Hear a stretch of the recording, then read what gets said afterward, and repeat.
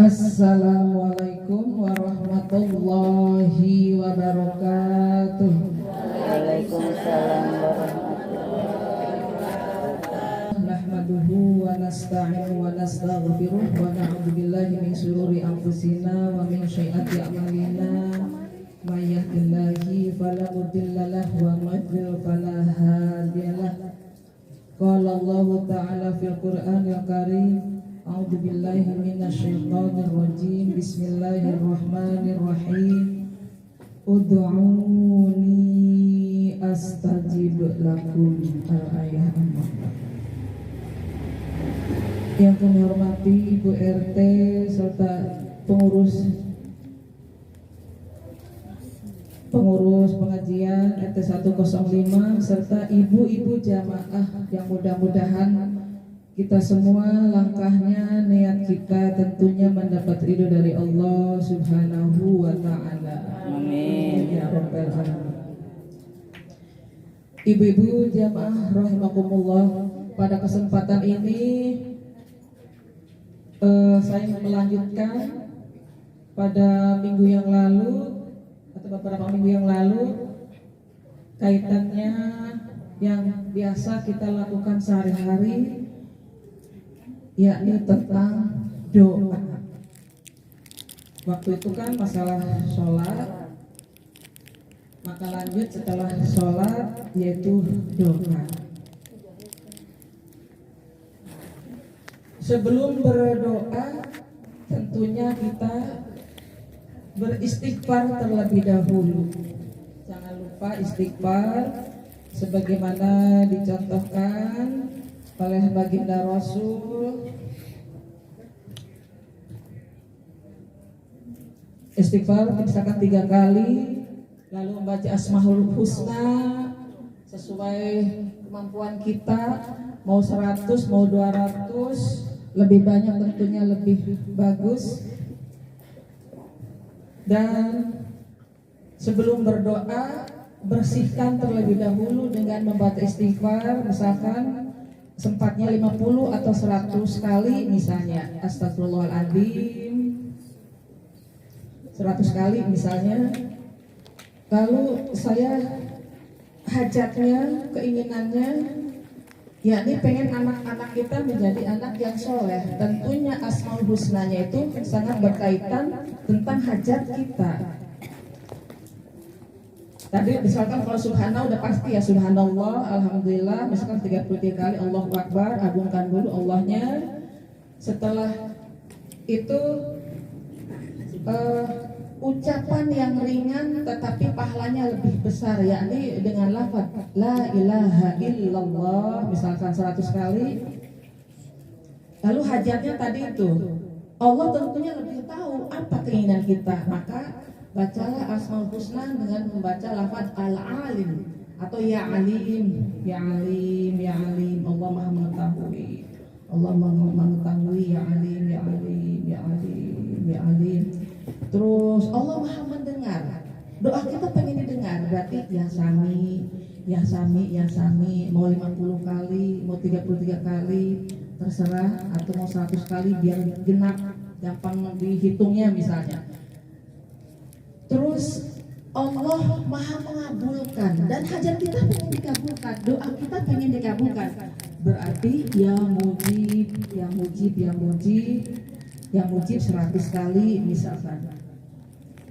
Allah tahu, Allah Maha melihat, berarti ya basir, ya basir, ya basir, ya basir, ya basir. Misal Allah tahu, ya basir. Itu terserah berapapun, yang penting kita memuji terlebih dahulu kepada Allah Subhanahu wa ta'ala. Ya, mau 500, mau 300 terserah. Tentunya kalau di malam hari itu lebih banyak, lebih enak, lebih adem. Kayaknya sebentar tapi lihat jam, oh udah setengah jam ya misalkan. Oh setengah jam ya, tapi kayaknya baru sebentar. Itulah indahnya berkomunikasi, ademnya komunikasi di malam hari dengan Sang Khalik kita. Karena kita butuh Allah yang maha tahu segalanya, yang gaib pun Allah tahu. Maka sebutlah atau berzikirlah kepada Allah Subhanahu wa taala baik pagi ataupun malam. Ibu-ibu jamaah rahimakumullah. Setelah itu tentunya yaitu doa. Makanya sebelum berdoa kita harus tahu dulu apa sih doa. Doa yaitu salah satu doa itu artinya apa? Doa meminta atau memohon atau melakukan suatu permohonan kepada Allah, yakni suatu alat komunikasi dengan Allah. Jadi apapun itu bentuk ibadahnya, mau sholat, mau zikir, mau berdoa, mau tadarus, mau itulah sebagai alat komunikasi kepada Allah Subhanahu wa taala, sebagai rasa syukur kita kepada Allah Subhanahu wa taala yang telah kita rasakan, Bu. Apalagi kalau melihat kita ke rumah sakit, Bu, ya Allah, kemarin saya nengok di Kurnia aja itu setengah eling, saya mau masuknya aja itu. Suatu permohonan yang dipanjatkan oleh seseorang atau hamba kepada Sang Khalik, baik siang maupun malam, baik waktu kapanpun. Maka silakan ibu lihat dalam surat Al-Baqarah 186. Yang bawa Al-Quran, yang belum beli Al-Quran wajib beli, karena ini adalah pedoman kita. Nggak mahal, Bu, hanya yang 70.000 ada, yang 186 kaitannya dengan doa. A'udzu billahi minasy syaithanir rajim. Bismillahirrahmanirrahim.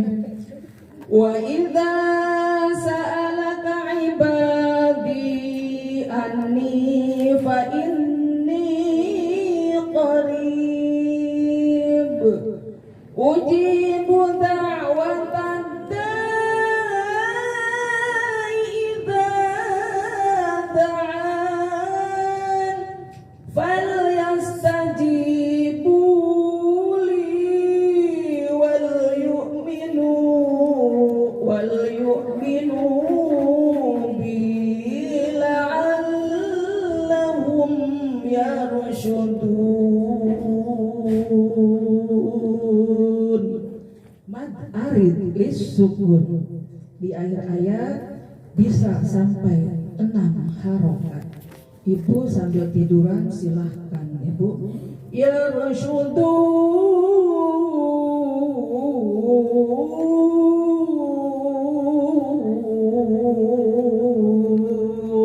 Pahalanya ada berapa, Bu? Yarshudun aja. Ya, rosyada wauna. Ada 6 huruf. 6 kali 10 misalnya. 6 kali 10 berarti 60 kebaikan dari ucapan yarshudun saja. Ibu lihat artinya, Bu. Allah berfirman, dan apabila hamba-hambaku bertanya kepadamu, wahai Muhammad misalnya, atau seseorang bertanya kepada gurunya, ustadznya, kiainya misalnya, maka sesungguhnya aku dekat. Fa inni qarib. Allah berfirman, fa inni qarib, Allah itu dekat. Lalu apa yang kita ragukan? Masih banyak orang-orang yang gak percaya kepada Al-Quran, gak percaya kepada isi kandungan Al-Quran, sehingga dia ragu tentang Islam. Padahal Allah telah menjelaskan, fa inni qarib, Allah itu dekat. Lalu selanjutnya, aku kabulkan permohonan orang yang berdoa apabila dia berdoa kepadaku. Ujibu da'watad da'i idza da'an. Dekat kepada yang berdoa apabila dia berdoa kepadaku. Tapi yang bagaimana, Bu? Falyastajibuli,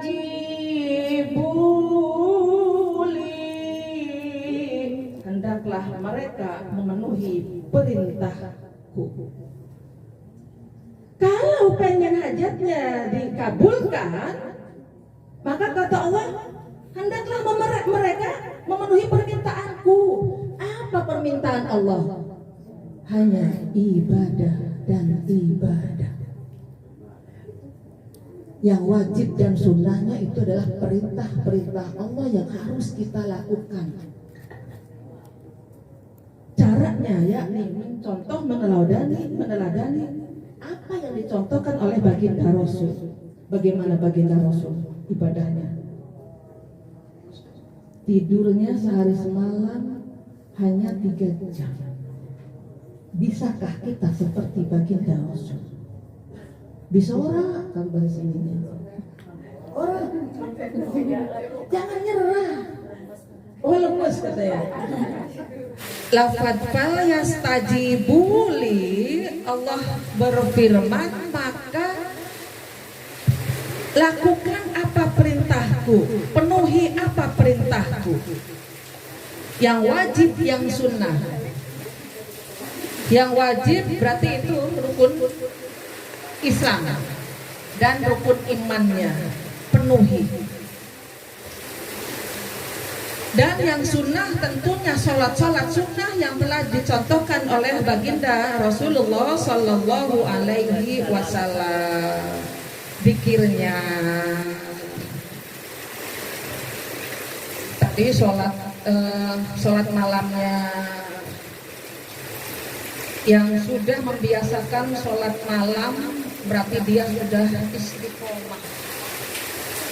Kalau belum terbiasa, wajib membiasakan, apakah seminggu 2 kali, apakah 3 kali, apakah ini malam Jumat, misalnya malam Jumat, walaupun habis dijajah sama sang pria misalnya, Bu ya, masih banyak waktu. Ya Nek ya, ini maaf nih nenek nih. Nenek mah udah enggak katanya. Ya kan ada waktunya ya. Ya itu ada waktunya dan bisa kita sholat tahajud. Yang biasa nggak pakai air dingin bisa 2:30 kita godok air dulu, misalnya yang godok air, karena yang namanya dingin tuh nggak bisa ada obatnya kecuali dengan air yang hangat misalnya, Bu ya. Godok air paling 15 menit atau 20 menit karena sudah biasa saya, makanya saya tahu. Ya, hanya 15 menit misalnya. Udah beres jam 3 atau jam 3:15 kita bisa sholat tahajud 6 rakaat atau 7 rakaat. Kalau 7 rakaat berarti 4 sama 3. 2 rakaatnya tahajud. Misalkan kalau punya hajat, Bu, keinginan, yaitu sholat hajat. Ada khusus sholat hajat. Usul sunat telah hajat. Isinya itu bisa dikemukakan di dalam hati. Saya pengen punya anak soleh dan solehah misalnya. 2 rakaat karena Allah. Tambah witir 3 berarti 7. Mau nambah itu silakan. Kalau nggak sempat, daripada enggak sama sekali, yaitu 2 rakaat saja, nggak masalah. Jadi sampai pas jam 4 atau jam 4:15 sambil menunggu subuh, kalau sudah terbiasa itu enak sekali. Karena itu merupakan salah satu bentuk syukur kita kepada Allah Subhanahu wa taala. Dibandingkan orang-orang yang merasa yang nasibnya masih jauh dengan kita misalnya. Maka yang sudah mendapat kebesaran, semuanya sudah terpenuhi, itu merupakan nikmat dari Allah Subhanahu wa taala. Maka perbanyaklah ibadah sebagai rasa syukur kita kepada Allah Subhanahu wa ta'ala. Falyastajibu li wal yu'minu bi. Mereka memenuhi perintahku dan beriman kepadaku. Beda, Bu. Beriman sama perintah.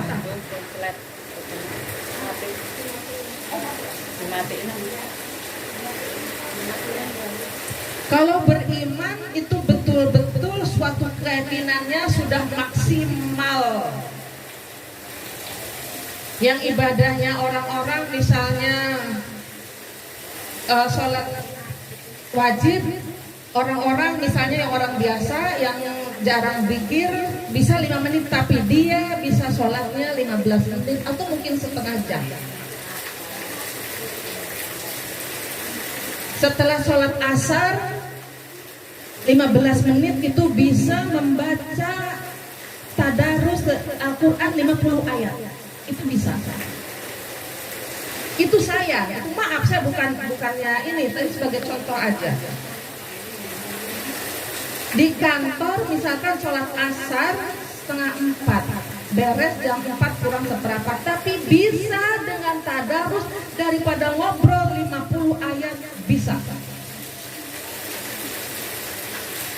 Nah ibu misalnya di rumah tentunya lebih bisa 100 ayat pun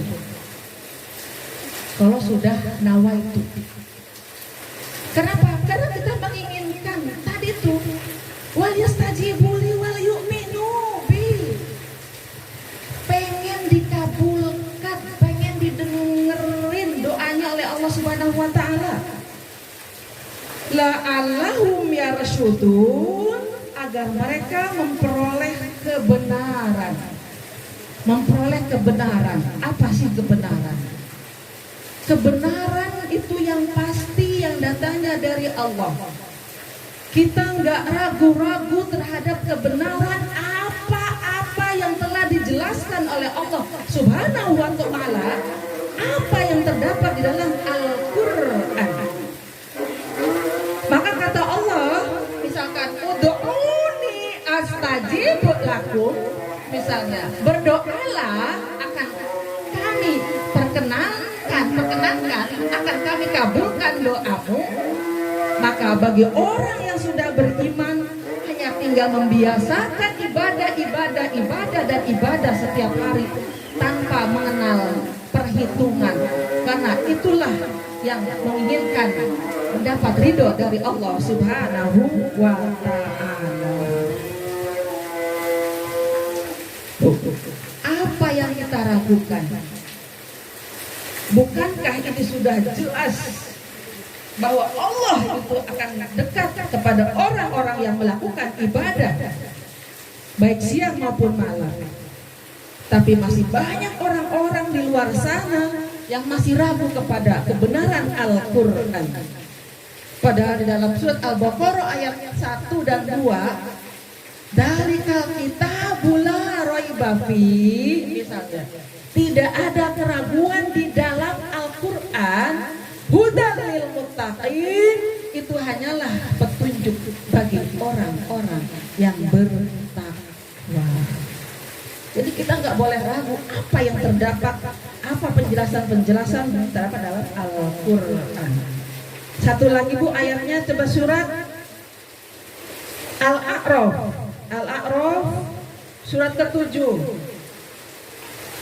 Al-A'raf surat ke-7 ayat 55. Surat ke-9 apa Bu? Ke-9 At-Taubah, ke-6 Al-An'am, ke-5 Al-Ma'idah, Al-A'raf ke-7.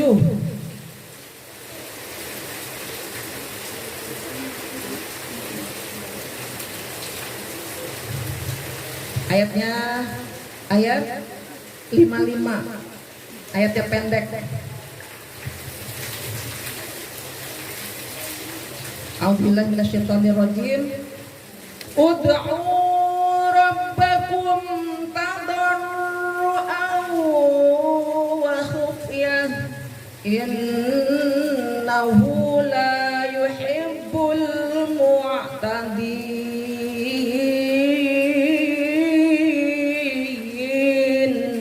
Lihat Bu artinya. Berdoalah kepada Tuhanmu dengan rendah hati dan suara yang lembut. Itu caranya. Berdoalah kepadaku dengan suara yang rendah, yang pertama rendah hati dan suara yang lembut. Sungguh dia tidak menyukai orang-orang yang melampaui batas. Bagaimana dengan suara yang lembut? Tadi sudah zikirnya aja misalnya Bu ya, dengan khusyuk.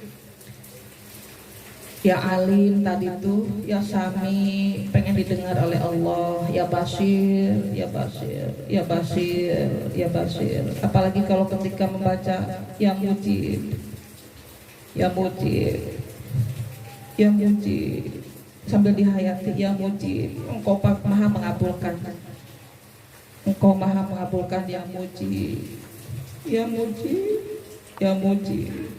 Sambil menteteskan air mata karena menginginkan doanya dikabulkan oleh Allah Subhanahu wa Ta'ala. Mungkin dengan lelah dan lelah, dengan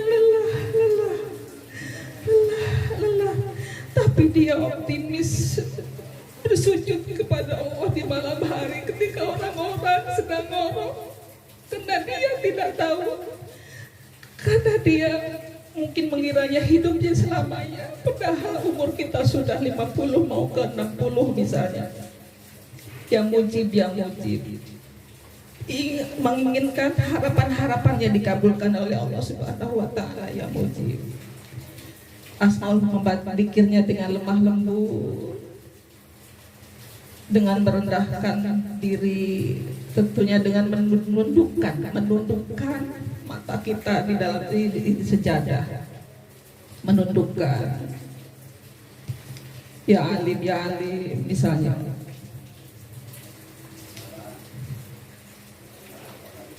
Dengan suara yang lembut, hanya kita yang bisa mendengar.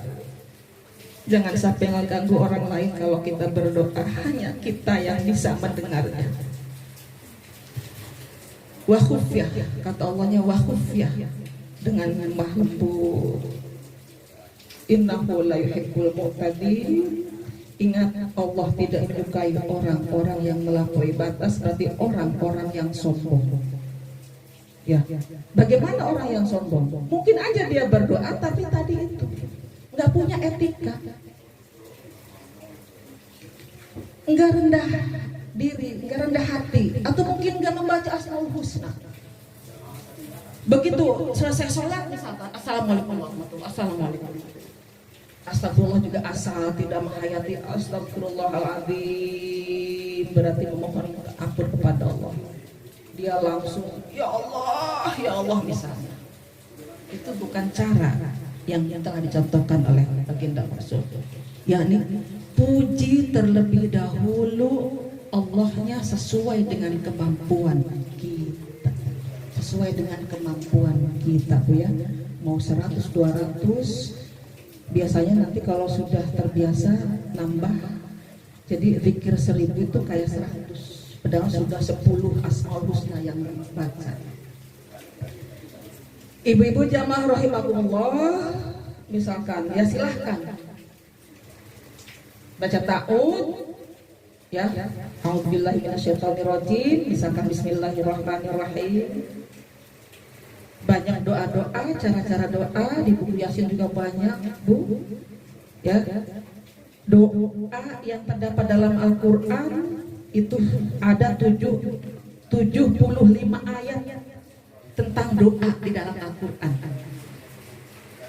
Misalkan di dalam Al-Baqarah hampir terakhir ya, kayak Robbana hablana Robbana la tu'akhidna in nasina, yang sering kita itu ya, itu tolong dihayati artinya, lalu diamalkan setiap sholat. Robbana la tu'akhidna in nasina au akhtana, Robbana wa la tuhammilna ma la taqata lana bi wa'fu anna waghfir lana. Itu silahkan sambil berkali-kali waghfir lana, itu mohon ampun. Waghfir lana warhamna anta maulana fansurna 'alal qaumil kafirin. Itu sebagai contoh aja. Ibu-ibu yang dimuliakan oleh Allah Subhanahu wa Ta'ala, yang terakhir itu hikmahnya. Karena waktu sudah malam, apa sih hikmahnya doa itu? Yang pertama itu sebagai ta'abbud, sebagai bentuk ibadah. Jadi doa itu adalah salah satu ibadah, sama seperti sholat, seperti zakat. Kalau kita berdoa kepada Allah, sama mendapat pahala. Itu hikmahnya. Sebagai ta'abbud kepada Allah. Yang kedua, sebagai alat komunikasi dengan Allah. Alat ngobrol, alat komunikasi. Karena kalau misalkan kita mendekatkan diri kepada Allah, Allah pun pasti dekat. Ini korib tadi itu. Tapi kalau kita menjauhkan kepada Allah, Allah pun pasti akan jauh. Dalam surat Adz-Dzariyat ayat 56, Allah berfirman, A'udzubillahi minasyaitonirrajim, wa ma khalaqtul jinna wal insa illa liya'budun. Yang artinya, dan tidaklah kami ciptakan jin dan manusia kecuali hanya untuk ibadahku. Tujuan Allah menciptakan kita itu adalah ibadah dan ibadah. Jangan lelah, jangan bosan kita melakukan ibadah, karena tujuan Allah itu adalah di dalam Al-Quran surat Al-Dzariyat ayat 56 hanya untuk ibadah. Ibadah tentunya sangat luas sekali, ibadah mahdoh dan ghair mahdoh. Ya Bu ya. Jadi dengan kita tahu bahwa tujuan Allah menciptakan kita untuk ibadah, mudah-mudahan kita nggak ngitung-ngitung masalah ibadahnya. Karena ada malaikat yang siap mencatat tentang ibadah kita. Yang ketiga, sebagai cara agar terpenuhi semua hajat-hajat kita selama kita ada di dunia. Orang hidup pasti punya hajat, punya keinginan. Ya Bu ya, punya keinginan, tentunya kita harus tahu keinginan itu disesuaikan dengan apa yang kita miliki. Maksudnya penghasilan suami kita itu sebagai tolak ukur. Jangan sampai penghasilan suami kita misalkan 1 juta, tapi pengeluarannya misalkan nyampe 5 juta. Lalu yang 4 jutanya nyeling-nyeling misalnya Bu ya, sesuaikan dengan dari hasil suami kita. Tentunya kita sambil berikhtiar, sambil ngebantu berikhtiar sesuai kemampuan kita. Dan hajat-hajat, keinginan tentunya tidak mungkin bisa terhitung kalau bisa dihitung. Tapi itulah manusiawi, karena kita hidup di dunia, karena kita punya nafsu, tentunya keinginan-keinginan itu pengen terpenuhi. Tetapi tentunya jangan ngoyo. Kalau misalkan sudah berdoa tapi belum terpenuhi, misalnya belum dikasih sama Allah, kita tinggal introspeksi diri aja dalam satu keluarga. Bapak, ada ibu, ada anak-anak, kita anak-anak kita sudah menjalankan syariat Islamnya. Bagaimana masalah rukun iman dan Islamnya? Kalau anak-anak kita misalkan nggak mau sholat, berarti itu adalah tanggung jawab kita. Bagaimana caranya supaya anak-anak kita bisa sholat? Itu adalah PR kita sebagai seorang ibu. Karena kita akan dipertanyakan di suatu saat ketika di alam di alam akhirat. Ya Bu, sambil kita berdoa bagaimana supaya anak-anak kita menjadi anak yang soleh. Makanya sering ke anak-anak misalkan anak-anak yang ngaji itu sholat subuhnya sholat enggak dibangunin sama mama, enggak. Lalu yang salah siapa? Mana dong? Misalnya Bu ya, itu ada yang jawabnya enggak dibangunin.